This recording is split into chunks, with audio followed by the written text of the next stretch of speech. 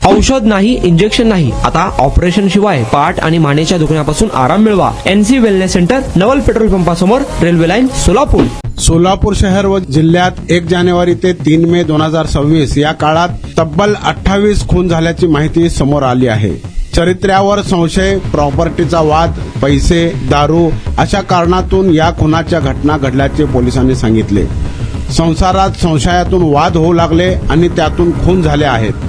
पत्नीने प्रियकराच्या मदतीने पतीचा काटा काढल्याचेही गुन्हे पोलिसात दाखल आहेत. पत्नी नांदायला येत नाही म्हणून देखील एकाने पत्नीचा तर दुसऱ्याने सासऱ्याचा खून केल्याचेही गुन्हे घडले आहेत. दारूच्या व्यसनातून शहर ग्रामीणमध्ये खून झाल्याचीही उदाहरणे आहेत. सोलापूर शहर पोलिसात मागील 4 महिन्यात खुनाचे 5 गुन्हे दाखल आहेत. दुसरीकडे सोलापूर ग्रामीण पोलिसात 1 जानेवारीपासून 2 मे पर्यंत तब्बल खुनाचे 23 गुन्हे घडले आहेत. विशेष बाब म्हणजे पोलिसांनी सखोल तपास करून संशयित आरोपींना काही तासातच जेरबंद केले आहे. यात सोलापूर जिल्ह्यातील इंगळी तालुका दक्षिण सोलापूर येथे जावयानेच सिकंदर मुल्का शेख या सासऱ्याची निर्घुण हत्या केली होती. त्यानंतर 5 एप्रिल रोजी पंढरपूर तालुक्यातील सुगाव भोसे येथील सोनाली नेताजी जाधव वय 30 यांचा खून झाला होता. 11 एप्रिल रोजी नातवानेच 82 वर्षीय आजी जनाबाई सुरवसे राहणार विहाळ तालुका करमाळा यांना दगडावर आपटून जीवे मारले होते. 15 एप्रिल रोजी पत्नी नरगिस शेख वय 32 हिच्या घरी जाऊन पेट्रोल टाकून तिला जाळले.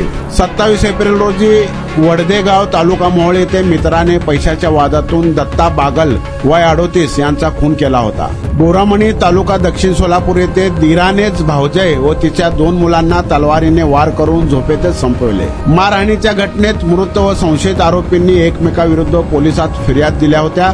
संशयिताविरुद्ध दाखल कलम 307 च्या हत्येचा प्रयत्न गुन्हा बोर्डावर आला होता. ती केस मागे घेत नसल्याच्या रागातून 6 जणांनी सोलापूर शहरातील 70 फूट रोडवर भर रस्त्यात तरुणाचा खून केला. भारतीय दंड संहितेच्या कलम 302 आता नवीन कायद्यानुसार BNS कलम 103 नुसार खुनाच्या गुन्ह्यासाठी मृत्यूदंड म्हणजेच फाशीची शिक्षा किंवा जन्मठेपेची तरतूद आहे. गुन्हा सिद्ध झाल्यावर आरोपींना त्यांचे उर्वरित आयुष्य तुरुंगातच काढावे लागते. नागरिकांनी टोकाचे पाऊल उचलण्यापूर्वी त्यांचे कुटुंब मुलाबाळांचा विचार करावा असे आवाहन सहाय्यक पोलीस आयुक्त राजन माने यांनी केले आहे.